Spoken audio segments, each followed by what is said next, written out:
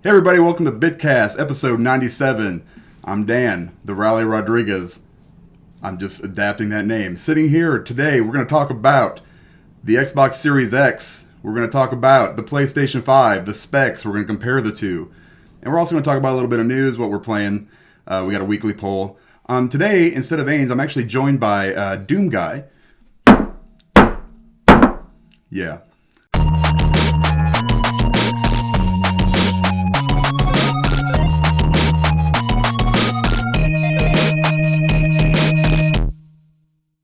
All right, so I'm back. Hey, all right. Yeah. Thank God. Yeah, I made it. That guy was kind of an ass. He didn't say much. I know. He really was demanding. All right, so let's jump into it this week. So we'll start with our weekly poll as always, and I figured the poll this week would be related to PlayStation 5 since it's the first we've kind of heard of the system. And I don't know if you actually watched. Did you actually watch Mark Cerny's presentation? I watched about half of it. It was hilarious at first just because of the audience. I loved it. It's like Mystery Science Theater 3000. It was so good. And then I got lost and couldn't figure out what was happening. So I don't think that's just you. Yeah, okay. Yeah, but it was good. I mean, I'm glad they got something out there. Something's out there. Yeah, right? So that's super exciting. So that's what our poll was about, is if you are a multi-platform owner or a PlayStation enthusiast, what's your opinion so far on Sony's messaging? Because I saw a lot of negative feedback on this presentation. Sure.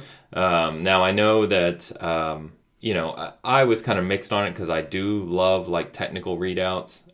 So it was okay. It was really dry. But long story short, our audience here, we got a few hundred votes, and overwhelmingly, they haven't been too pleased so far. So the options were, the messaging's been great and they're excited. It's fine, we'll see more in time. It's not been very good, or at the extreme end, it's been terrible. Yeah. And between not very good and terrible is 74% of our audience. So, long story short, I don't think, at least from a majority perspective, that people have been too pleased with the way Sony has messaged the PS5 so far. Yeah, I think it really, aside from this week, I think up until that point, I would have probably been in the not very good. Okay. But now I'm kind of in the it's fine. Okay. We'll see more in time. I still, like I said, don't really know what's happening. So it's kind of one of those things where you kind of watch it and you're like, yeah. It's real now. Yeah, it exists. There's some stuff that, you better watch that. You just notice how I was like this. Yeah. Anyway. But I'm excited about it. I've always been excited about it. But we've always said we've gotten no kind of message and we've gotten no kind of, hey, it's coming. We had a logo. We had basically a logo. Yeah. We knew it was there. So now, we've got a little bit more definitive information. There's still some other stuff that I would have liked to seen, any kind of improvements, to the controller a little bit more, and games, obviously. I want to see what both of them have planned for, not only release, but, months after release. So I'm excited, but I'm not jumping up and down. So yeah, I'm relatively similar. I'm a little more positive than some of the people saying it's terrible, but it is kind of funny when you reflect on, as we have many times, last generation, right? Mm-hmm. Sony came out with the PS4, was super clear, showed the hardware, showed games. They had a really good kind of first presentation.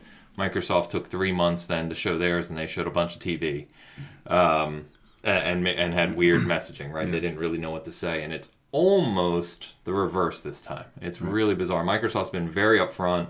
We've seen the console right away. We've seen some teases of games. We've seen updates on current games like Gears 5. They've talked about every aspect of the system, whereas we've gotten one presentation from Cerny, which was a PhD level presentation on the hardware. Right. Haven't seen the hardware, haven't seen the controller, don't know anything about it other than what Cerny said. And Cerny didn't really talk about every aspect of the PlayStation 5 either. Right. So it's very strange to see unfolding. Right, and it has to be said, this was supposed to be the GDC, right? Supposedly, yeah. And apparently, yeah. So in that vein, it makes sense, right, why it was the way it was. But at the same time, it's been weeks between when GDC was supposed to happen and this happened. Right. You could have done something different to come out as your first reveal? Why would you just kind of reuse this super technical demo when you didn't have to? Yeah, I don't know. I don't know. I don't have answers. Because Sony thinks their shit don't stink, I guess. I'm not saying anything bad about Sony. I love Sony. I love PlayStation. I've been playing a crap ton of MLB. Nice. We'll talk about that. Yeah, we'll talk about that later. But, there's a point, I've always said this, where you kind of get to, you get very comfortable with where you're at. And that works until something comes out and says, and beats it. And it just kind of flip-flops every generation. It's bizarre. Yeah. And so, like Xbox and Microsoft, they got really comfortable, with the 360 because of how well it did. And then they kind of, just rested on their laurels. And it just, you saw what happened. We got TV stuff. Hey, you can watch Netflix. All right. But, and that's what you don't want to see. You want to see, and this was prior, pre-fill, obviously. Yes. But it was, you can't do that. And regardless of how big of a lead, you've always got to keep pushing, and I've always said Sony could do basically whatever they want, but now it's starting to look like maybe they need to step their game up a little bit more. Yeah. Especially for gamers. Yeah. Well, that's always the focus, right? That's what Xbox lost last gen, is the focus went away from gamers at the start of the gen, and it crushed them. Yeah. 100%. So, yeah, we'll see.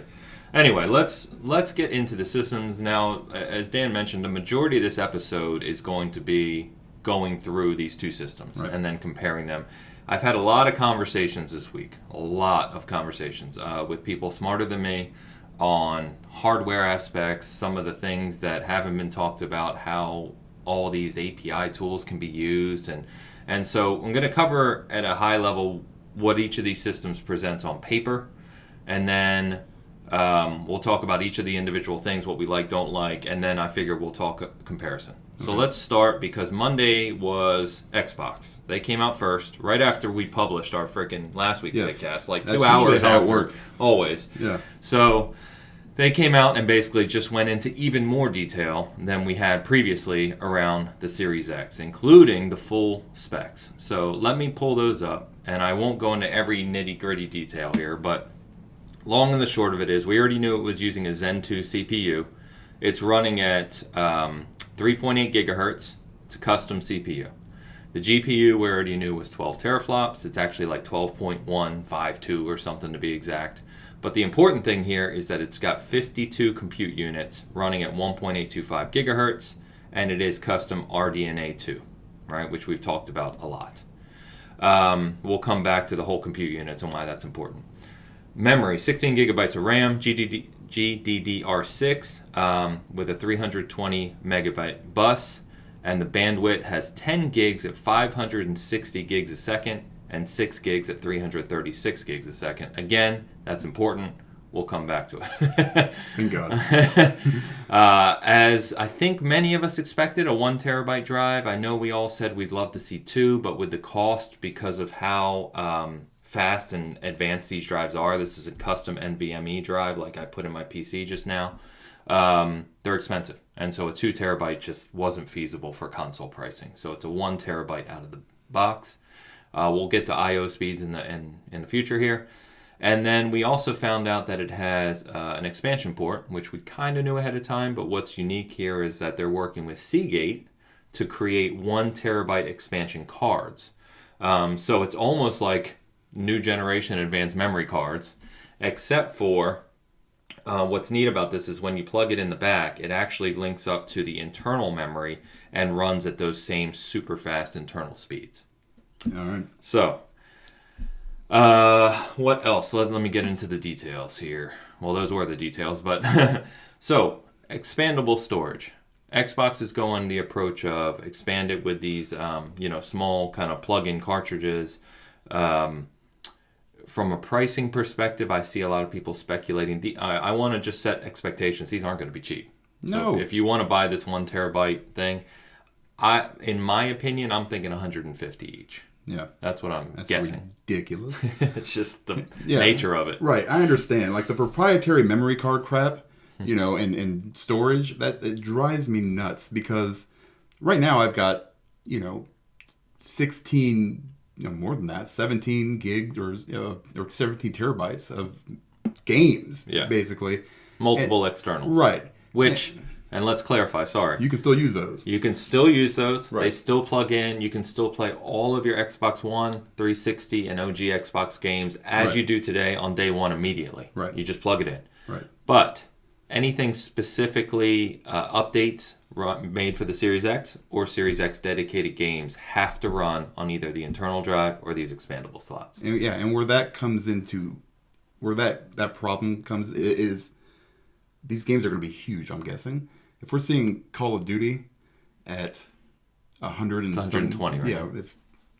Yeah. Right, Halo's up there and stuff, so... Halo's up there, yeah. So these new ones are going to have, more assets. They're going to be more in-depth, unless they figure out a way to somehow compress them. They have talked about some... and really, I don't have the knowledge to fully go into this, but they have talked about the new tools which are going to allow textures to basically be uncompressed on the fly, right? So there is talk around games actually getting smaller, but I'll believe it when I see it, because we've heard that before. Right, so I'm looking at, minus the OS probably, you're looking at probably 800 to 900. 850 probably. Yeah, okay. Yeah. So... if you're lucky, you got 8 games. You can have installed at any given time. 8 major games. Major games, yeah. right. 8 big games. Yeah, I'm not talking like the indies and stuff like that. So for comparison, and again, I keep interrupting you. I'm you're sorry. Fine. No, so I use a 1 terabyte SSD now. Same. Okay, external. And I have on it right now, I want to say, I just looked this morning, how many rows are across. I have like 22 games, I think, on it. But I would say of those, you got RDR2, Witcher, Modern Warfare. I've probably got maybe 8 to 10 major games, and then the rest are smaller games. Right. Yeah. So something like that. Yeah, and that's what you're probably going to run into, which is, I guess, is fine for most people. For people, and I've used that for a couple of years. Yeah, and I've got I used to have a 500. Me I too. upgraded to 1 terabyte. I put a 1 terabyte SSD into my PlayStation 4. Yep. So I'm all about that memory and having extra. Now, but my PlayStation, unfortunately, is I don't that one I have to kind of what am I playing right now? Yeah. I don't like having to do that. This is kind of we're kind of regressing as far as I'm concerned. If you want to go, I want to have everything ready to go like that. Yep. This is the digital age. We're kind of, even right now with these kind of times, we're kind of being forced to go digital if you're not already. So it bothers me that it's going to be that expensive, I think. And I think you're right. I think you're probably right on. Someone said 100, and I'm like, if it's 100, it's a bargain. Yeah. Because the memory's just too expensive. Right. And we know, they don't make a ton of money on their hardware normally. So, Nope. But at the same time, I'm sure Seagate wants to. So, I guess, and this is, and I'm sure we'll talk about pricing for the console here in a little bit. But as far as the expandable storage goes, I'm not a huge fan. Okay. I wish, but I understand where it comes from, because you can't run these new games, right? That's the issue. The issue is that the way both of these and we'll get to the PS5, both the same way, both are the internal drive speeds and the optimizations done around forcing assets and textures and basically everything that has to be pushed to a game, right? Through these drive speeds and the APIs, the software, the middleware, whatever you want to call it, that's going to push these games, is dedicated for these systems. Right, and you can't even use a standard SSD.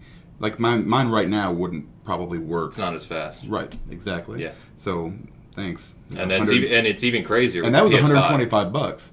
So I just put essentially what's being used in the Series X is what I just put in my new PC. Okay. It's an NVMe M2 drive, PCI 4.0. That's the compliant thing, is PCI 4.0. That's what I just put in. And that drive, from an internal perspective, the actual card, right, on sale was $145. Yeah. A 1 terabyte. Yeah. I have to look and see what I have in mind, because it was relatively new. I bought it a few months ago, but I put one in my laptop as well. But man, yeah, it sucks. But I understand why they have to. But yeah, we'll compare solutions, right? Because PS5 went a slightly different way. The only thing I do like about this, and Diego I think was talking about this too on Twitter, is that the one neat thing, which we haven't really seen, is that you can, you could put 10 new games that you're playing and literally plug them into my Xbox. Yeah, that's cool. Yeah, for sure. Whereas I could play them, right? It's kind of that portability factor. But I also think that we'll see, it's going to be 1 terabyte at launch, right? And then they're going to make 2 terabyte ones and 4 terabyte ones. And the price will go up. I just hope it doesn't get stupid like the Vita, because the Vita was ridiculous with the memory cards. They're still expensive, and damn thing haven't even been made in years. Yep. So we'll see. Yeah. Next, they talked about velocity architecture. And again, some of this goes beyond me. I pulled a quote out here because this is important. And again, there's different things that the Xbox team and the PlayStation teams are doing to make development of these kind of new game worlds more efficient. And so I'm just going to read this quote. It says, "This is a revolutionary new architecture optimized for streaming of in-game assets. This will unlock new capabilities that have never been seen before in console development, allowing 100 gigabytes, so it's a big chunk, of game assets to be instantly accessible by the developer. The components of Xbox Velocity Architecture all combine to create an effective multiplier on physical memory that is quite literally a game changer." So what this is essentially saying, right, is that up to 100 gigabyte of game assets, a developer can basically push in almost real time where it doesn't have to read from memory. Mm-hmm. So you basically eliminate data transfer speeds or memory bandwidth with this new architecture that they're using. And again, PlayStation 5 is doing something similar, but I'm not an expert enough to really tell you all the components of how this works, but the engineers I've spoke to have been impressed by both this and what PS5 is doing. Right. And if you don't know, then I for sure don't know. So, but this goes back to, the Series X and PS5 are designed as wholly kind of new units, and while there's all the compatibility with the old systems and you can play all your games, the internals in particular, like we were talking about with the storage, need to run off of this architecture. Okay, so I'm curious how they're going to do this. So they came out and they said, 1 to 2 years, all games that are going to be released within that first year or two will be playable on the old systems. Xbox One. Yep. Right. Now, but they'll also be playable with this one, right? But with the more assets? With the updates. With the updates. So they did say that Gears 5 has a series update in the works. It'll be available on day one for free. They're looking at, one of the things they mentioned, they already within a couple weeks had it running at 100 FPS, Gears 5 on the Series X. So you're going to see, probably native 4K 60, right? And you're going to see up to 120 FPS or FPS for multiplayer is what they said. So yeah, those types of updates. But again, right, if you want that Series X specific update for the game, you have to play it on have the to have it X. on the drive. Right. Yeah. Okay. All right. That makes sense. Yeah. I think for us, we'll be fine. For the people listening, we'll be fine, right? But for your average consumer, there's going to be confusion here. Yeah. I mean, I don't think they're going to care. People... They might even know. I bet you people are going to run Gears 5 on the Series X, right, off an external drive, and think that it's Series X enhanced when it's not. Yeah. Does that make sense? They absolutely could. I mean, or they just don't, because I'm actually curious of how many people actually have external drives. I mean, it's, the big gamers do, Sure. Me and you and, some of the guys that watch, and, but for the most part, like my kids, they do because I gave them one, right? Sure. So, yeah. But normally they just have, they play 3 games, Yeah. and that's the vast majority of things. So That's true. I think it's going to come down to, we can talk about this more later. It's going to come down to, what do you have now? Can I play my stuff on it now? And do I really need to upgrade now? Yes. And that's true. And especially considering these are probably going to be pricey. Yeah, that's unfortunate. So, Xbox did confirm again, just to be clear, because there was some confusion with PlayStation, which we'll get to. All Xbox One games and any of the 360 and OG Xbox games that are backwards compatible today will be playable on Series X. So basically, every game you can play today, you can play on Series X. Perfect. Period. Easy. It also, one thing I noticed is it has USB 3.2, which is the newest USB and the fastest. So that could come into play in the future.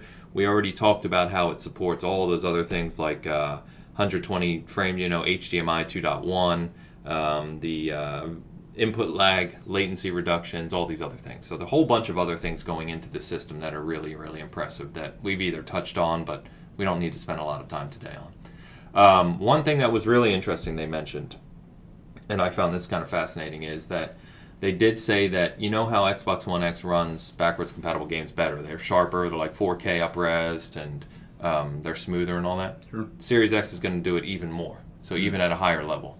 So now those don't have to be right, same thing. On the same, but those have to be on the SSD as well. You know what I mean? Like, do I have to put a 360 game onto? Good question. Probably. That's probably. Yeah, I don't know for sure. If you're just upscaling it, right, instead of like actually, because it's not like a whole another bunch of assets. It's just good hardware. Point. You know, so yeah, good point. I don't know. Hopefully not. So improve backwards compatibility there, and they said even as far as going to add HDR to games that were never developed with it. Right. So, which is really impressive, and they used Halo 5 as an example here. Yeah, I guess that's what I'm talking about. Like with those games that adding HDR to. I'm wondering if they'll have to be installed on the internal drive. Yeah. You know, I'll find out. Yeah, I don't know. As we said, Gears 5 already running 100 frames, and then they showed off Quick Resume, where they basically said apparently up to 5 games you could basically have in suspended state, right? Fantastic. Even after a reboot, because this is stored in some sort of memory. So really impressive that, and the demo they showed of it was crazy, right? They were just jumping from game to game and going right into it. And yeah, that's pretty cool. Really neat. Now, the only thing in practical application here is I don't really jump from game to game, maybe 2, like I may go from Ori and then play some multiplayer or something like that, but I don't have 5 games running that I'm playing actively. Yeah, and most of them that I play will have, you jump back in the game, but unless it's something like Ori, where you just take over right where you're at. Yeah. But let's say you're playing like the Division 2, you're not going to be right where you were at because you'll get kicked out of the server before that. Yeah, it's a server-based game. Yeah, it's a server-based game. So, that was awesome. I also enjoyed the load time. Like anything you put like a video in front of me, and I go, oh, that's super pretty. Look at the flowers. I thought it was funny they used State of Decay because if you're using the standard drive on Xbox One and playing State of Decay, the load times are obnoxious. It's not as bad as they showed, but people have timed it. I did too. With an OG Xbox One internal with drive? the OG Xbox One? Yeah. Oh, with the X. No, that was way different then. Okay. But it was like 20 seconds less than what they showed on the X. On the X, okay. Yeah, so, but the OG probably, yeah. Yeah, because it would have taken 3 hours. My son's loaded in, he's still using an OG, and he's played State of Decay, and I've watched it, and I'm like, holy crap, No, mine, so I took it, I wanted to test it myself, so I took it all, I didn't realize they were on the OG. Who the hell has the OG I don't know. In the video, they might have been on the X. I don't know. Yeah. So, but mine was only like 20-something seconds, which is still way better. I'm telling you, don't get me wrong. But what does that add up to in a lifetime? I don't know. Depends how many games you play. Maybe a couple days saved. But man, it is what it is. But it's still cool. I mean, I'm all about getting the games faster. Yeah, and both systems are prioritizing that. Right, and it makes a huge difference in games like Battlefield and like when you're loading in. I remember when Battlefield 1 came out, when I put it on the SSD, you started a match, right? You were in the game faster. You were in the game so much faster. Yeah. So you could, hey, I'm going to jump on that boat that's out there. Damn right, I'm going to get that cannon and get my kill streak up. We're losing the advantage now because everyone's going to be on the new drive. That's bullshit. Oh, well. That is true. The Battlefield was one of those where Bert and I would play with some friends, and him and I would already be in like a vehicle, and they'd be like, I'm still loading in. And I'm like, no, I'm going to A. Yep, I still see it. It's kind of funny. It's kind of ridiculous that the developers didn't account for that. You know what I mean? To start everyone at the same time. But, oh well. Battlefield. All right, so that's the high-level Series X. Most of that we knew. Like I said, we got some further details that we just kind of touched on. So, PlayStation 5, they came out then Tuesday, said Cerny was going to give a presentation. It was one of the most bizarre console presentations I've ever seen. Mm-hmm. It was basically like taking a class with Mark Cerny or Dana Carvey for an hour. He does look like with Mystery Science Theater 3000, but... so let's talk through the PlayStation 5 specs, and this is again coming straight from PS Blog. So again, it's using an 8 core Zen 2 CPU like the Series X. A little slower, 3.5 gigahertz at variable frequency. The GPU is 36 compute units at 2.23 gigahertz, variable again. and they gave a figure of 10.28 teraflops, but that is slightly misleading. We'll get to that in a minute. Custom RDNA 2, like we talked about, it is also using 16 gigabyte of GDDR6.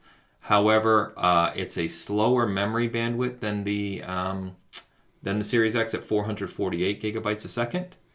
And then this is where it gets interesting too, is on the storage, right? So they are using a proprietary drive. This is not a drive you can get anywhere. It's actually faster than any drive you can buy for PC today. It was custom designed for the PS5.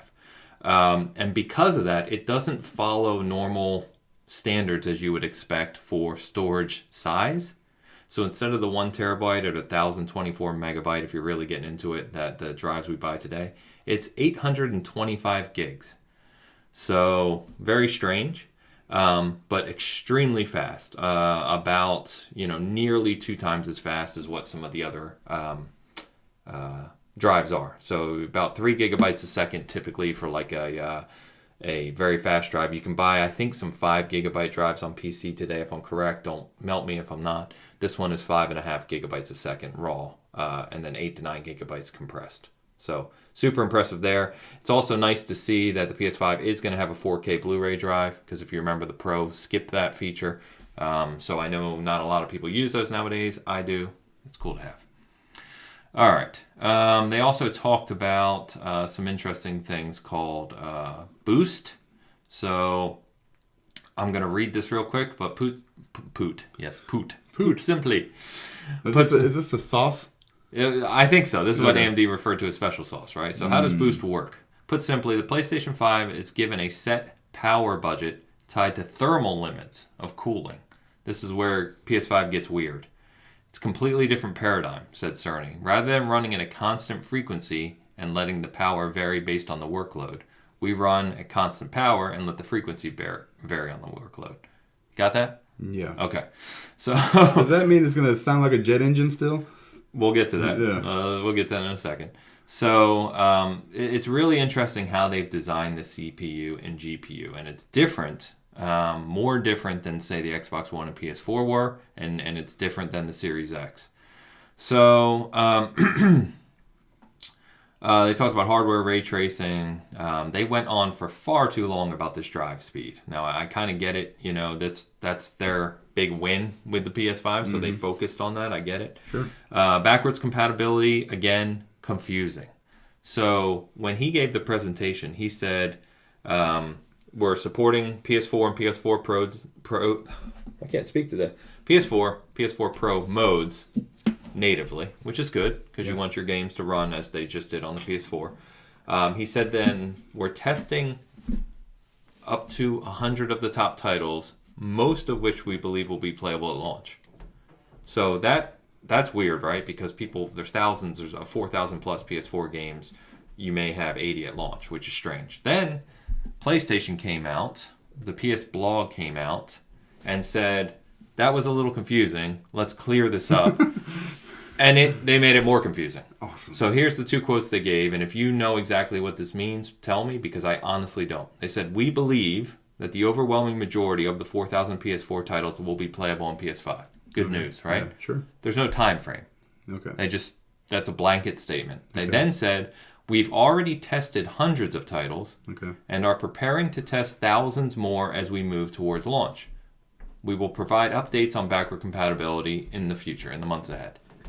Nowhere in that clarity statement did they clarify how many are going to be available at launch. Right. They're just saying what they're testing, which is what Cerny said too. We're testing hundreds of titles.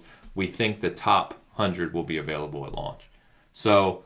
as of this moment, you've got some people saying, oh, they're all going to be playable, and then other people saying, well, they've clearly said that it's only going to be maybe the top 100. I don't know. Can you make sense of that?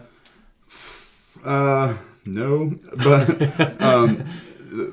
from what it looks like to me is that maybe they've just started, at the time of this, whatever they did this conference and wrote it all up, or maybe they just started doing that backwards compatibility testing, but then they should just be able to pop a game in, right? If it's working like the Xbox is supposed to be working, going to the X, But they've been doing it for years. Right, too. Yeah. They plus it's a much the UI, not the UI, but the system that they're using, or the architecture has basically been the same, forever. It's changed and improved, but it's always been a lot easier, it seems like, on Xbox to just kind of go, okay. Well, especially from Xbox One to Series X. Right. It's much more aligned with like a high budget PC. Right. And that's how these things should be anymore. Yeah. Now, because really the key here in selling this, I think this PS5 is going to be like, hey, can I play Rainbow Six Siege? Can I play Fortnite on it? Just can I play Call of Duty? These are the games that are going to probably sell the system. FIFA, Madden to a certain extent. Yeah, all the big play games. Right. So that's I don't want to come in and be like, hey, I can't play this game because you guys haven't tested it yet. I mean, it's weird. But I have hope that this is just, I don't know. It's so, because it started out as like 100, the top 100 games. It's like, okay, well, what does that mean? Like top 100 first party games? It's probably played, I would assume. Probably a mix of first party and top played. Yeah, like GTA 5 and, yep, exactly. That's probably going to be on there. Yeah. And if those seem to be working, then I don't see an issue with the rest of them working. I mean, if they use a similar, architecture. I mean, I don't know. Like I said, I'm not a super techie guy over here. So, the way I've always seen it is that like the PS3 to the PS4, it was, so hard apparently to pull those games over without being emulated. It's because of the CPU and the PS3. Yeah. So, yeah. I don't know, man. I hope. So long story short, library. You can't make any more sense of this. No.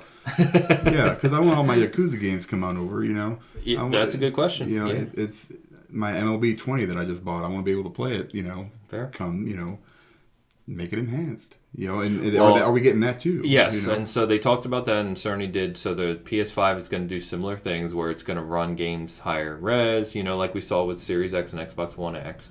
And they're boosted, and so that's where more of the confusion came in. Is he referring to only the top 100 will be boosted, meaning improved over the PS4, and all PS4 games are playable? No idea. Or are only some going to be playable and some boosted? We don't know. Yeah. So stay tuned. It's clear that PS4 backwards compatibility is in the works, and they want to get to a place where you can play all your PS4 games on PS5, but it's confusing right now. Yeah. And the whole, there were rumors of, well, it support PS1, 2, and 3. No. And we kind of, at least I did, I don't know if we talked about it, but I said, don't expect that. You're not getting that. So, it's just too hard to do that. Yeah. And then they talked, both of them talked about sound as well. PlayStation is using this new kind of 3D audio tech is what they call it, the Tempest engine. They went into a lot of very advanced detail on sound and how that can be used in the future. I don't know. It's very cool, and I love the prospect of it. But you're talking about things, again, that we'll see if it actually comes to fruition in games for most developers. Right. Now, no doubt that, the sound will be improved. I think both... It has to be. Yeah. They are the worst. And the only time you ever get anything halfway decent is their first-party games, and you have to have their headset, which is garbage. I've got a pair of Astro 850s, 7.1, whatever it is. They're amazing headsets. I've got the base station where I can just go, boom, put it on the PlayStation, bring it on over. But none of those games are really... It's all simulated. Simulated surround, yeah. So it's not, now with the Xbox, I can get some actual decent surround sound with... Well, and they started supporting the audio codecs earlier than PlayStation. Right. So they've been aligned with Dolby Atmos for over 2 years now, and they've worked extensively with Dolby. And that's what's weird here again. We're kind of starting the comparison, but Series X has continued to tout Dolby Atmos and working with those kind of known 3D audio, ray tracing audio. They've used all these things this week, right? Those known codecs, whereas PlayStation and Mark Cerny basically came out and said, hey, we're using this Tempest engine, it's unique, and again, it's like a proprietary route, which is kind of weird because anytime you talk about, and we've seen this over generations, anytime you talk about things that are proprietary to a console, most development is cross-platform, right? Overwhelmingly, it's cross-platform. And it's just the fact of the matter that development cross-platform is going to prioritize what can work for all 3, 4, however many platforms you're developing for. Not many developers will sit there and take extra time to take advantage of specific proprietary features of one console in cross-platform development. It just doesn't happen. Right. Because it's just time and money. Yeah. So it's kind of weird. So anyway, we'll jump into the comparison. So there's been a lot of chatter. I've talked about it extensively. I know you, me, and Bert talked about it when I was first telling you guys, hey, here's some of the specs I was given a long time ago, and if these are accurate, we're going to see a gap here in terms of just horsepower. What's most surprising to me about seeing all these final specs is that there was a leak about third quarter of last year, I want to say. Something like that. Maybe second quarter. It wasn't when we first talked about Series X, but later on there was a leak which nailed this. All these specs are to a T what that was. Good job, leaker. So whoever that was. So all up, if you just look at raw horsepower, right? Series X is substantially more powerful than the PlayStation 5. It just is. It has a faster CPU. It has a much larger, more powerful GPU. Like I said, the GPU in the PS5 is 36 compute units, and the Xbox it's 52. It's just a much broader GPU, and it can run more bandwidth at a lower speed. So as you can see, the 1.8 gigahertz on the Xbox, 2.2, which is extremely high for a GPU in the PlayStation 5. It's actually so high that a lot of people are questioning what that heat is going to look like, because most PC GPUs don't go over 2 gigs. So 2.2 is way up there. The other confusing thing about the PS5 is they showed a theoretical 10.28 teraflops. That's at max performance. But because the GPU and the CPU are variable, you're pulling power back and forth. Mark Cerny himself even said, we believe that the GPU most of the time can run at that rate. So, going back to the leak, when they said PlayStation 5 was 9.2 teraflops, pretty much any analyst right now, Digital Foundry, all these other people that have done these analysis on these consoles, have said that leak was accurate, and all they've done here is overboost this to make it look like it's going to be max power all the time, but it's not. And then you also talk about the other thing is the memory bandwidth. Like I said previously, the memory bandwidth in the Xbox Series X is almost 20% faster, 560 gigabytes a second versus 448. So when you add all that up, compute units, power, memory bandwidth, just on a raw horsepower level, the Series X is a good bit more powerful than the PlayStation 5. Cool. That's just we kind of saw that coming though. We did. That's what I mean. It's interesting that all of this played out as we kind of expected over the past several months. So my question to you is then, okay, so we've got in the gaming community, we've got the 95% that don't give a shit about any of these. Yep. All right. Yep. Then we've got probably a 2.5%. We'll just say half of them. Yep. That are really into these. Like, this is going to be way more powerful. And then we've got the other 2.5 that are like, I have no idea. But I'm really, obviously we're going to buy both, but can it do 4K 60? Yep. That's for me. That's where I'm at. Yep. I want to be able to do 4K 60 because I'm not buying a new TV because that's expensive.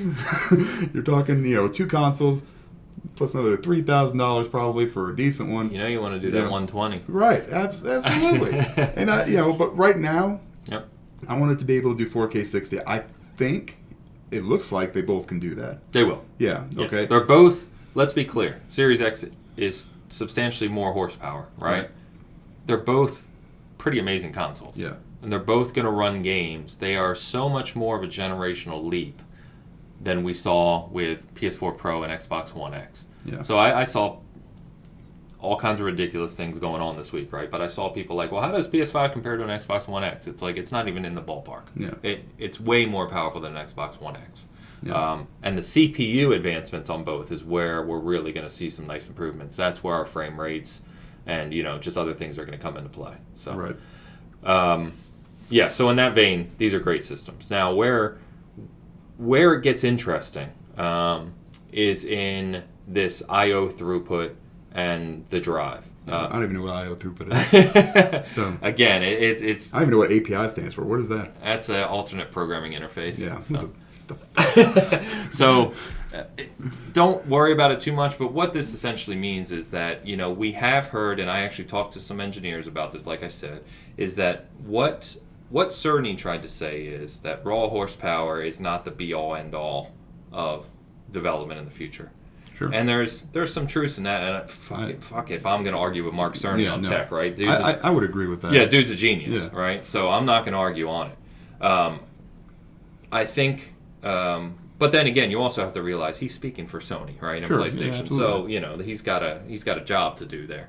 Yeah. So everything I've seen from Digital Foundry, and they've done some great comparisons this week, long videos on both. I've seen some actual guys from Digital Foundry basically knocking these idiots aside all week with all this nonsense, right? Mm-hmm. The people are both sides going back and forth. But the people I've talked to have said that yes, the Xbox Series X is very much like a highly efficient, very powerful PC. It's designed in that kind of architecture, right? And so there's benefits to that, right? Because if you think about it, when we were talking about cross-platform development, right? When a big developer, let's take Doom for example, perfect example, and they're developing for PC primarily, right? It's going to be very easy for them to fully optimize Doom for the Series X and get that high-end PC experience, right? Sure. Ultra settings. They're saying, beyond a 2080 Super today for a Series X, which is super impressive, right? PlayStation 5, because it's got less raw horsepower, there's some things it does and some middleware. They talked about this geometry engine. They talked about, these throughput speeds and how you can kind of use this drive as similar to RAM to increase memory bandwidth. All things that developers will know way better than any of us talking about this, right? Mm-hmm. They can kind of do some things to make it efficient to try and close some of that gap. In the most simplest terms, what I've heard from many people this week is PlayStation 5 is doing some very unique things, things we haven't seen a console do before, which should be applauded, right? It's really neat. It's going to play games 4K 60, be fantastic, etc. But just if you're being matter of fact, it can't close the whole gap. It just can't. Okay. It just doesn't have the horsepower to do it. Well, let me ask you this then, while we're on the subject. I've seen tweets. I don't get into them too much because it's mostly garbage, but that developers are really saying that I think, like the PS5 is probably more than people are giving it credit for based on specs. Right. And that's what some of the engineers told me. Yes. Okay. And I think that's coming because the Xbox guys, as you would expect, right? If you just look at these two papers side by side, are of course, touting their horns and waving their flags. API! RDNA2! And like I said, raw horsepower, it's not even questionable, right? It's a substantial increase. But yes, I have heard from some of the people who know this better than me saying that PS5 will have some unique things that can help some of this development. And we actually saw an article out of, I don't really quote them too much because they're hit or miss, but WCCF Tech, right? Mm-hmm. You know that site. They basically made the point that we should see Sony first party take advantage of all these unique features. We were talking about cross-platform development is where it gets weird, right? But Sony first party, when they're using internal engines and studios and the Decima engine, right, and they're all working together and optimizing. Imagine what that would look like. Right. So we've seen people from Naughty Dog, Ready at Dawn, which is a second-party studio, but they've talked about, hey, we're really excited for PlayStation 5, which goes without saying. Sure. So I think we'll see, my point being, I think we'll see, like we did on the PS3, that the developers who really take the time to optimize, the results on PS5 will be really strong. But from a generality perspective, and you're talking about cross-platform, PC, how it compares, Series X is going to be the monster. Right. So we thought it was. So when we see the games, the third-party games like Doom, that come out, and Digital Foundry has done, they always do their thing. I would bet you my game room, that overwhelmingly Series X is going to perform better. So what do I have to put up? How about a Monster? A Monster Energy? Pipeline, No, I think that's what you're going to see. Going back to my point around when you're talking about cross-platform development and budgets and time and all those things come into play, I just think you're going to see that raw horsepower used more efficiently than these unique things that the PS5's doing. Right. I mean, I could see that too. Yeah, for sure. Yeah. Now, you already made the point. To 95% of people, it's not going to make a difference. It's not going to make a difference? No. So where do you see these things? We've talked about the specs. We've talked about everything. Prices. Yeah. I mean, this is all guesswork, obviously, because, we've seen nothing. And I actually, in all the conversations I've had and the stuff I've been handed over the past several months, behind the scenes, prices never come up. Really? Never.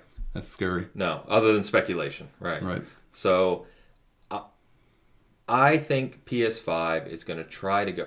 So I know we've been talking for a while about this, but what's really interesting, we were talking about the price of drives and how expensive drives are. Right.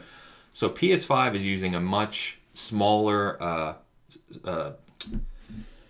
SoC, right? The CPU and GPU, the chip, it's a smaller chip, which means it's going to be cheaper from AMD. It's just matter of fact, right? Yep. But their drive has to be very expensive because it's this proprietary super fast drive.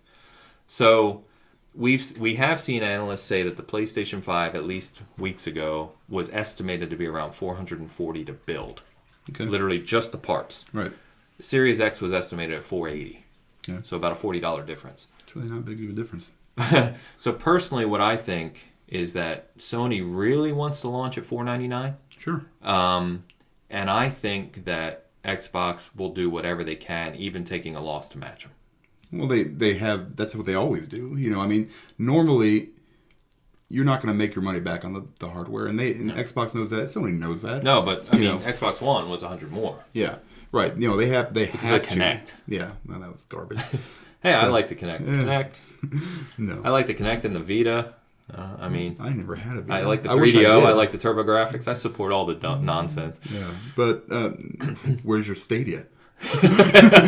Whoa. All right. There is a line. Yeah, there's a line here. I never had a Virtual Boy either. All right? I think if they want to compete and have some really good, healthy competition, I think they're going to have to both come out at probably close to $500 or $499, that or $499.99, whatever. Yeah, same thing. $500. So that's. I won't pay $500. I'll pay $499. I'm not paying the taxes. Screw you, government. But there's I don't see Sony going down and saying, okay, it's gonna be $399. No, they can't. They were taking a huge loss. They can't. They don't profit off of these consoles, and much anyway. So we've always said their services, their games, that's where they make their money. So I don't know, man. I mean, we're gonna buy both. Yep. As far as which one's gonna outsell the other one, I mean, I have no idea. I think I think they're gonna be closer. But on a global level, people have to remember that the PlayStation is in twice as many markets as the Xbox. Mm-hmm. PlayStation has a better global distribution model than Xbox does. It's, again, facts. We're just talking facts. So whenever you look at global sales, PlayStation's going to win. I mean, even as good as the Xbox 360 did, especially in the US where it outsold the PS3 almost 4-1, right? In the main market, PS3 still caught it in the end. They still sold 86 million units each. Gross. And that's just the global matter. So I think Series X, like the Xbox One, is going to do well in its core markets. Going to do really well in the US, going to do really well in the UK, Canada, etc. But global level, I still see the PS5 selling better. Oh yeah. Yeah, I would say the same thing. It's just, people, are getting more and more comfortable with whatever ecosystem they're in. Yeah, so, sure. And that's the bigger chunk of the population, the bigger chunk of gamers. If their friends have it, that's where they go to. If they want to play certain, But even that, now is kind of being called into question, with the crossplay and and I hope that continues to expand. Right, that's the biggest thing for me, because as far like my kids play a lot of like Siege, and that's not quite crossplay yet on the Xbox between Xbox and PlayStation. I think you can play PlayStation and PC, but it's that's what's gonna close the gap. I think is that people will just be able to buy whatever one they really want to. They're gonna be, this is my library. This is where I want to take it over. Yeah. And that's really gonna make the biggest difference. That's where the backwards compatibility question. Right. I'm sure those Sony engineers are working overtime to try and 100%. They're crunching as we speak. Yeah, and if somebody comes up to me and says, and I'm a big fan of GTA 5, or does that run on the PlayStation 5? Yes, fantastic. Right. If I'm going to upgrade, that's where I'm going to go to. Yep.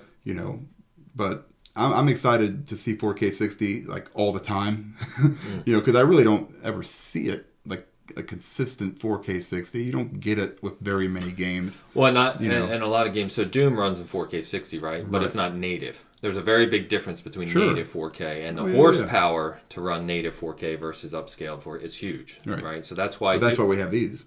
Yeah, so so Doom runs, I want to say it's like 14 something on PS4 Pro and then upscaled, right? And then Xbox One X is 1800p, which we see a lot upscaled. Mm-hmm. And they look great, but there's going to be a very big difference when you have not only native 4K, but you have the higher textures as well, all that other data. Because a lot of the games that run 4K 60 on console compared to PC, they'll run 4K 60, they're upscaled, but then they also don't have like what would on PC be considered the ultra settings, right? They don't have all those extra ray tracing or texture maps or all these other things. It's like playing The Witcher 3 on the Switch. Oh, Jesus, let's not do that. I did. So I know. There's one thing we forgot to mention, which is important. We commented on all the storage solutions for the Xbox Series X, forgot about PlayStation 5, and that needs a conversation. Sure. So, it has a custom drive, like we said. It's 825 gigabytes. Weird. Now, very weird. In fact, I've never seen that before, right? This is a brand new drive. But, keep in mind, that's total data. So you got to run the OS. Sure. So theoretically, 675-ish. Yeah, you're 675, 650-ish. And what's most concerning to me, there's no expandability at launch.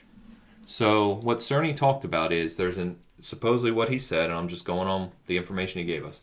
There is an extra port in the hardware where you can plug in internally. Yep. So again, you're talking about that internal thing like the PS4 did, right?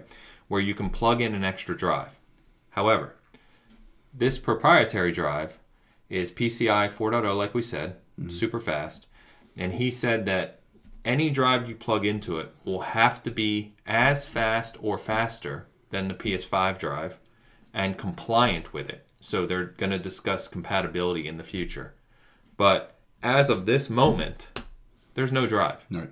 There's no drive you can plug into the PS5. So what that means is, unless something changes in the next 6 months, which it could, at launch, when you buy your PS5, you're going to have about a little less than 700 gigs to work with, and that's it. Yeah. There's nothing else you can do. So is it, okay, so I look at like a regular SSD, like the ones that you plug in, or you have to put in a case or whatever. Yep.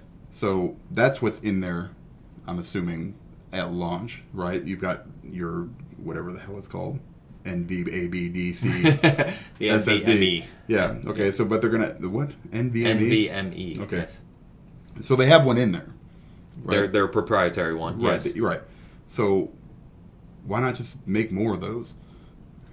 And then because it's the same thing, sell right? them, you mean? Right. Yeah. I mean, it's if you're gonna make a proprietary, Xbox is making a proprietary. Well, you might as well make it the same way. You know what I mean? Just slide it.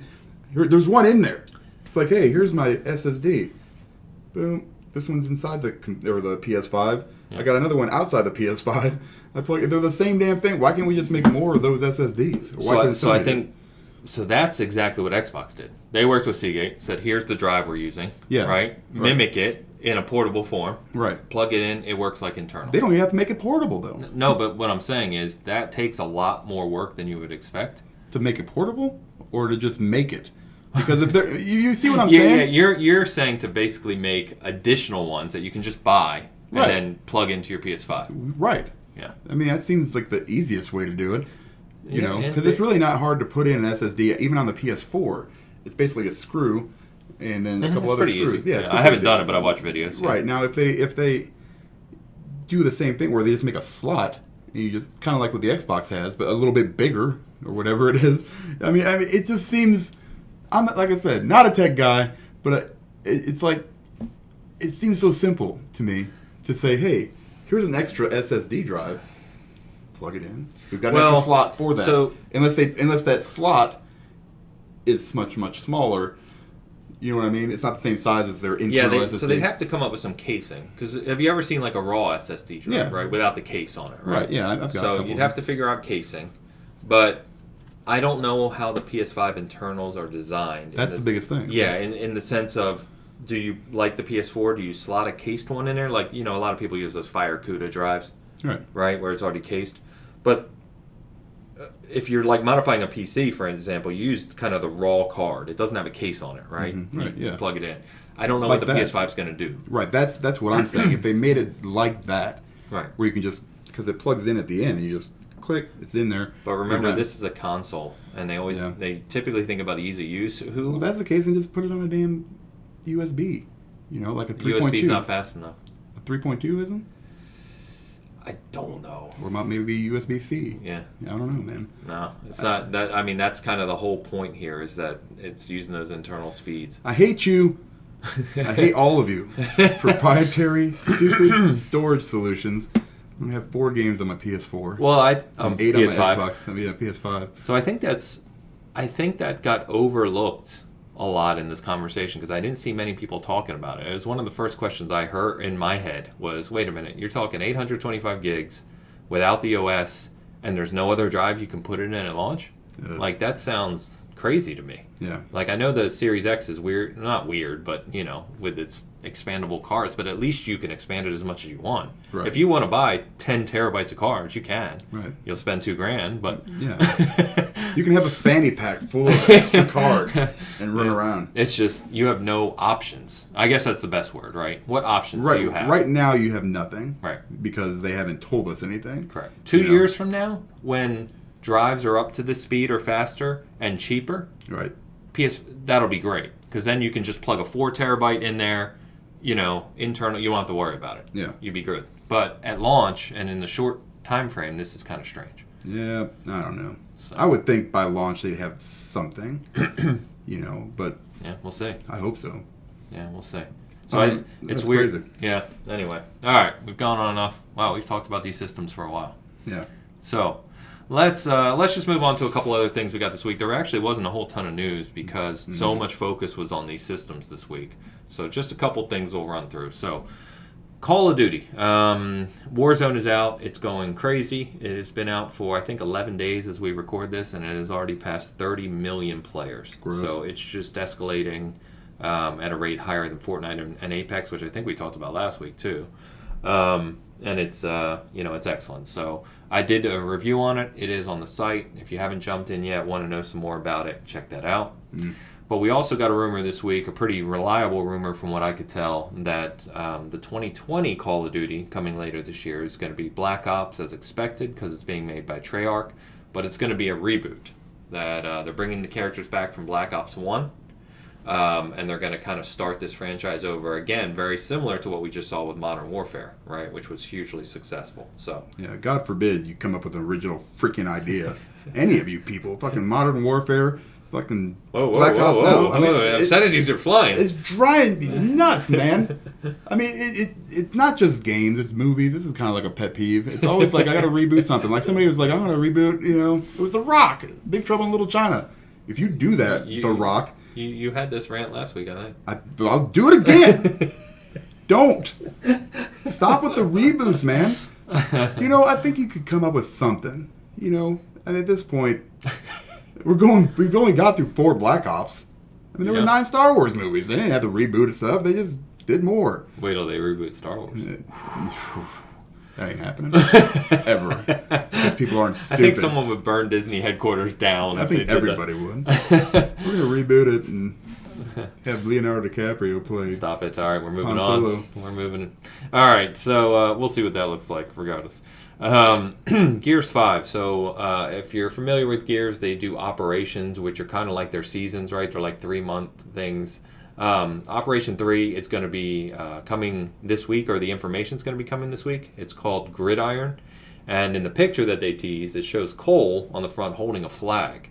So for those familiar with Gears, this could be really interesting because in Operation 2, they added free-for-all, which I wasn't a big fan of in terms of game modes. But if they do capture the flag or bring back some sort of objective mode like that in Gears, that would actually be pretty cool for Gears fans because that's not something that we've seen often. Capture the flag in Gears hasn't been around in a long time. So pretty cool. We'll see what that looks like. Yeah.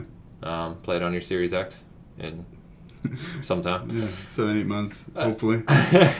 They did confirm, Major Nelson and Xbox came out and said they're still shooting for this year. So, because the coronavirus, they're talking about concern. Resident Evil 3 demo, I figured I'd let you speak to this since I'm sure you're playing it nonstop. No. Nope.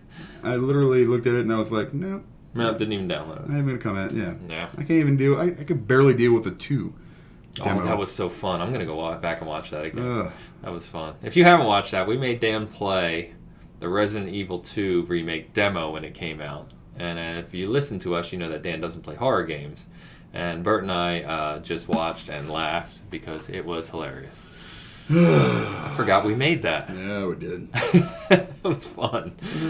All right, so the Resident Evil 3 demo is out. I know people are loving it. Looks great. I'm just not a huge fan of RE3, but I hope everyone's enjoying it. And then as you're listening to this, there is an open beta coming on Friday, on Friday for Resident Evil Resistance, which is this 4v1, kind of multiplayer co-op experience that people are curious about. So I will be trying this. I'd like to see what it's like. Sure. You going to try this one? No. Still no? No. Well, you know what? That maybe. This is more like a Saw type thing, Oh, that's even better. No. Hey, it's 4 people trying to escape while one person messes with them. So it's like Friday the 13th game, but probably way better. Yeah, pretty much. Mm-hmm. But I think it's like a guy watching from like a command center, pulling levers and stuff. Oh, that might be cool. You know what I mean? As long as they can be that guy. So I don't know how it works, but yes, one person is that guy, one person is the 4 survivors. Yeah. So we'll see. It looks interesting if nothing else. I just don't really know why people are trying to bring back this 4v1 game type when it tried and failed miserably, pretty much. Yeah. So we've got this. And we've got Evolve. Oh God, that was terrible. Yeah. The Predator's coming. Predator's coming too. That might be, but that's a different IP. So maybe you gotta hope the IP can carry it. Yeah, hopefully. Well, same with Resident Evil, right? People that buy Resident Evil 3 are getting Resistance, so they're hoping that audience will catch on there. Yeah, we'll see. One interesting thing, we also got, and it really wasn't applicable to what we're talking about too much, but we got Microsoft Game Stack this week, which was like a 2-day kind of game development, behind the scenes look at things going on in Xbox. But while it was on Mixer and you could watch it and stuff, it was much more about development, right? It wasn't just game news or console news. However, one of the general managers internal to Xbox who's responsible for some type of first-party content made the comment of, as part of our 16 first-party studios, and he was very clear about it. As of this moment, Xbox has 15 studios. And so there's been a lot of talk about this because, this guy, a guy like that who talks to these studios on an everyday basis doesn't make a slip like that. Does he? You don't say 16 when you mean 15. I don't think. Yeah. And so there's already been a lot of speculation. I've actually talked to a bunch of people, offline about what studio will be next. And so the biggest expectation here is Asobo, who did Plague Tale. Yeah, man. Because they are also working on Flight Simulator. They're doing. They're part of that development team, Sexy. and it just seems to be like a good fit in that regard. And then the other rumor, the other speculation, and this is a bigger one, it would be interesting to see, I don't think it's going to happen, would be Techland out of Poland. Mm-hmm. Because there was some talk of a Polish developer joining the squad. Techland delayed Dying Light 2. Mm-hmm. And Techland is just, when you talk about big Polish developers, there's not a whole lot. Yeah. So they're one of the premier, and Dying Light 2 is probably going to be a massive hit. So Anyway, it's kind of interesting. I don't know. I would expect that any first-party studio announcement we will get when we get the digital E3. Huh. I mean, either one of those, that's fine. Or anyone else. Yeah, pretty much, yeah. Whatever you guys want to do, man. So, one nice thing is, whoever it is, if it is, right, is that what we're seeing, and even on the Sony side too, is that we're seeing first-party continue to grow and expand and gain talent and people coming in from all over. Xbox is expanding like crazy. Sony hasn't been as vocal with it, but a lot of their studios have been expanding too. Yeah. Which is cool to see. I want to see some results. That's what I want to see. Exactly, yeah. And we haven't seen it from either of them lately. We know some stuff that's maybe in development, but that's about it. You know what I mean? Well, we did get a rumor. I didn't actually have it on here, but did you see the rumor of Spider-Man 2? Gosh, I don't know. My God, please. So the Horizon Zero Dawn 2? Well, the rumor this week was, Spider-Man 2's been in development. That should go without saying, right? Supposed to launch in late 2021, so late next year, with Venom and Carnage. Oh. So I don't know a whole lot about Spider-Man. I'm not a huge fan, but I figured you would be all over it. I'm all over it. Let's happen. Let's happen immediately. That will be part of my 825 gig space used. I've heard it's going to be 430 gigs. So. Yeah. That's okay. That's the only one I can play. I mean, there's so many IPs that I want to see. I want to see some of these old games too, kind of like not even old games, like God of War. I want to see. It's already gorgeous. Oh yeah, stunning. Can you imagine just Horizon Zero Dawn right now, upgraded? I'm hoping they do a PS5 upgrade for Last of Us 2. Oh yeah. Oh, for sure they will. Yeah. Oh yeah. Well, we saw remastered on PS4. Yeah, that's true. So we'll see what Sony does in that regard. Crunch and stuff. So crunch and stuff. Sounds like a cereal. Yeah. All right, so let's talk about currently playing. We've obviously got Doom out. You said you're not playing it. No, I decided I may have to quarantine you. Yeah, that might be it. So it's one of those games where I played the first Doom or the Doom 2016. Reboot. The reboot. Yeah. And it's I value my games when I buy them. I mean, I buy a lot of games, but like how much I can get out of it. You know what I mean? Okay. People are going to play it on Nightmare Mode. I'm going to play it on the one with the pacifier in his mouth because that's just how I do it. Normally, sometimes I don't. But yeah, 99% of the time I play it on either easy or normal. So I figure I would be able to get through it really, really fast. Within especially now that we've got nothing to do. Yeah. And so I was like, it's going to eventually come to Game Pass probably. If it doesn't, I'll get it for sale sometime. Okay. But I'm waiting on that one. I do want to see what it looks like. But turn it on here. Yeah, that was the one thing that was pushing me towards getting it. I was like, man, I want to see this. Yeah, it's gorgeous and runs super smooth. Right. The funny thing, you were talking about difficulty. This one's harder. Yeah. Okay. Been playing it. I'm playing it on Hurt Me Plenty, which is normal. Yeah. I usually play on harder, as we've talked about, right? I've been surprised that on Hurt Me Plenty, it's been a challenge. There are challenging parts. It is absolute chaos, and there's so many more nuances to the combat now because you have like this flamethrower and grenade launcher and ice ball and all these extra things. And depending on how you kill enemies is how you get your armor, your health, your ammo, all these other things. So there's a constant thought process in your head of I need to kill this enemy with the chainsaw because I need to get some ammo so I can kill him and get some health and get some armor. And it's a challenge, but it's pure adrenaline. Yeah. The intro to it when you first turn on the game, I was literally sitting there the other day, turned it on, and I just sitting there by myself down here like a lunatic because I had a big Joker-like smile on my face. It's fantastic, and there's tons of nostalgia in it. You can unlock like the old Doom games in it. You can unlock the old soundtracks. You have like a home base now where the collectibles you get show up and stuff. The little dolls and everything. It's very, very well done. Loving it so far. Yeah. Other than that, I mean, I've played the Ori. Like last week, I was like, "Screw this!" I played 5 minutes and put it down because I was getting ready. I was getting so mad. Like this is 5 minutes. Bear in mind after the whole intro, which is super long. Yeah, pretty long. Yeah, so I played 5 minutes. I was like, nope, I'm gonna throw this away. But I didn't buy it. I Game Passed it, so I was like, okay, you know what? It's such a gorgeous game. I really like the art style. Yeah. I'm going to give it another try. And I've actually been doing okay. The problem with Ori that I've had is that it gets a little bit too complicated. Like, there are so many, like, mechanics that you have to, shoot yourself this way. Then, a lot of backtracking, which I don't mind that so much. Yep. But it's just like, LB does this, RB does this. There's so many things going on. You got to combine them all the time. It's just like, just let me smash stuff. That's what I want to do, smash stuff. And there's some places where I can't get through, or I don't understand how to get through, and and eventually, it's just that kind of thing frustrates me. But it's a really, really gorgeous game. I'm gonna keep pushing through it, because I actually want to finish this one, because the other one I couldn't, because I was just getting my butt hammered. So besides that, I played. I finished. This is crazy. My 7th playthrough of State of Decay 2. So I wanted to try.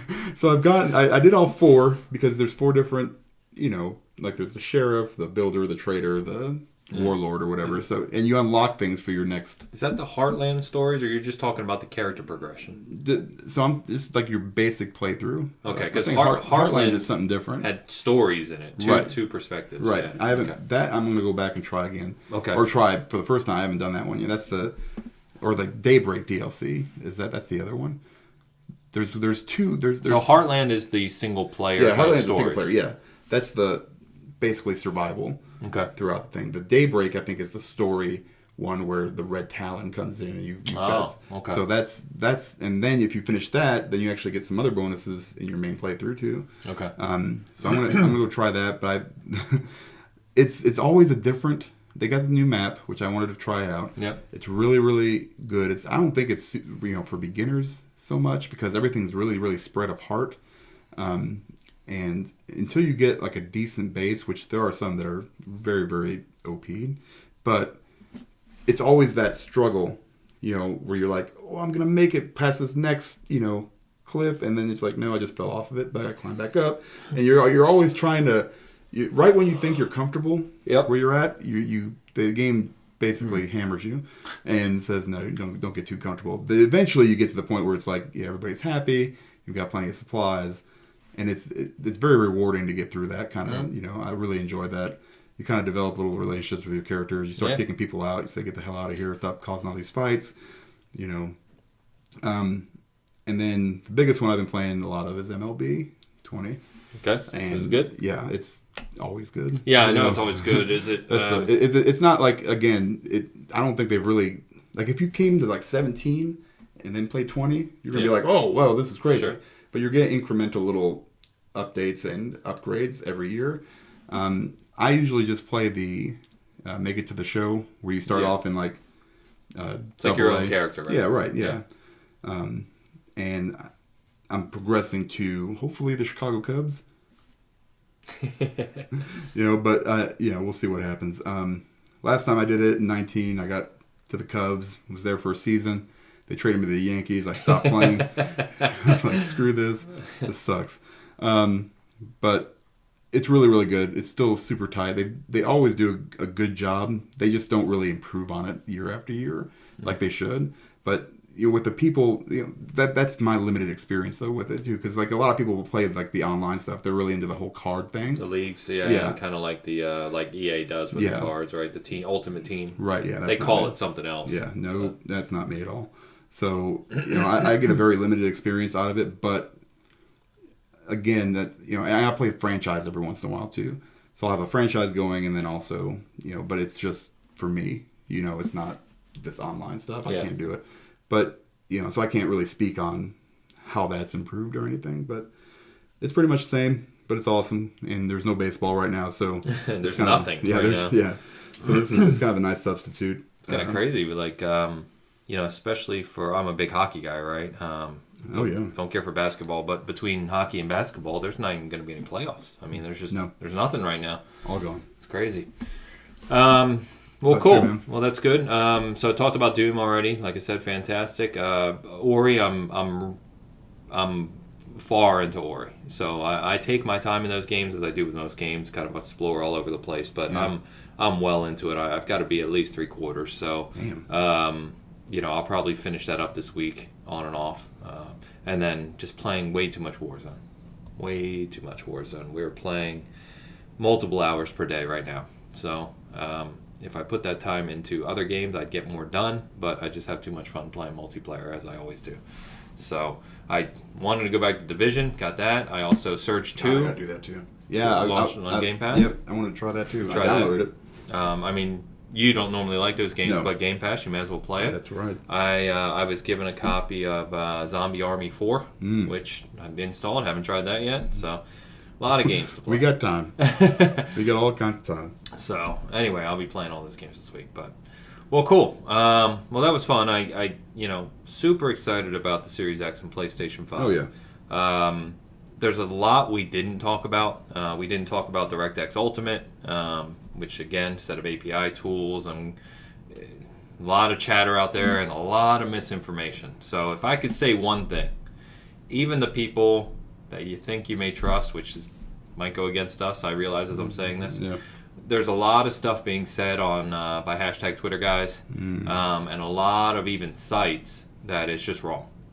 Speaking to engineers directly, and they're like, no, that's not how that works, or that's not what that is, or and in fact, or it's very sensationalized. Yes, and that's all about getting those hits right now, right?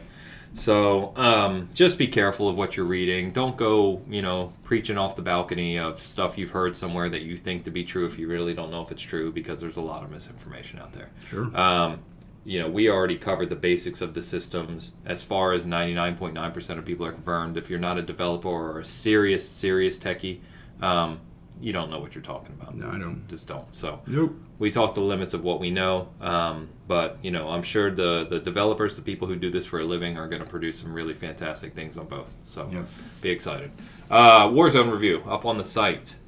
System breakdown. So if you want kind of a high level, kind of what we talked about on both the Series X, both the PlayStation 5, we did breakdowns of the presentations along with most of the kind of core information that you need. Those are on the way. And most excitedly is that the merch page is up on the site. Yeah. Not the buy. Calm down. No, but the merch page is up. It's a coming soon page right now. But I do anticipate at this moment that we will be ready to launch next weekend. Nice. As you're listening to this. Awesome. So we will do a special. We'll give you all the details next week, talk about the gaming charities we're working with, and let you know when we're going to launch. We're going to do some specials on the initial kind of batch of things you can buy. But super exciting. Yeah. And all proceeds will go to buying toilet paper for us. That's true. Support Season Gaming with TP. Yes, please. No. So, as always, guys, thanks for listening. Stay safe out there. It's kind of a crazy world. Yeah, man, for sure. We're in State of Decay 3. We didn't realize it. This is the beta. This is it. We're testing it in real life. Play games, man. Yeah, stay in. Stay away from people. Please listen to the guidelines. It is serious.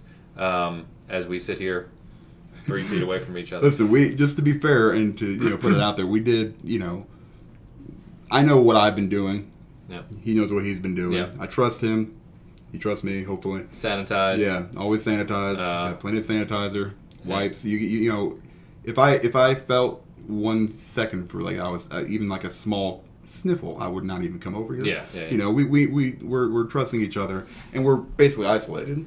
I've been home. I've been to the store once or twice, and then with gloves on. Yeah, with gloves on. Any gas, I've used gloves. Then I immediately sanitized and wiped my face down with everything. I've Lysoled my whole body, and that's not even a joke. I've walked into my car and sprayed myself down with Lysol. It's crazy. It's crazy now, man. Yeah. It's got to be very, very careful. So we've got an awesome hobby to keep us occupied during this time. So just embrace it and get as much of that backlog down as you can, because that's what we're doing. Yeah, we talk all the time about there's too much, even beyond games, in terms of streaming services and shows. There's too much entertainment to consume. Yep. There's just too much. You can't consume it all. Yeah, here's your time. Yeah, there are movies that are technically still supposed to be in theaters that you can now purchase. Yeah, that's true. And why? 3 of which are horror movies, so go for it. It won't be me. But a lot of people are, they're having sales. They're trying to help out and doing the best they can. And just keep your spirits up. We'll keep doing this as long as we can. And I'm not going to put anybody in danger. He won't put me in danger. So we're good. Yep. And we'll do it remote when we have to. Yeah, we have to go remote. Yeah. So. Yep. This was episode 97, so we're only a couple episodes away from 100. Yeah. So we're gonna try to make it there, and then we're just then we're shutting down for the season. So plans kind of slowly developing for 100. We are talking about potentially doing a live show. Yeah. For 100, which would be fun. Get a chat going. Kind of changing our format a little bit for the 100 and getting some guests on as well. So we'll see what that looks like. Things are in the works. A lot more to come, but that's about it. Yeah, man. All right. Stay safe, people. Episode 97. Stay safe. Talk to you next week.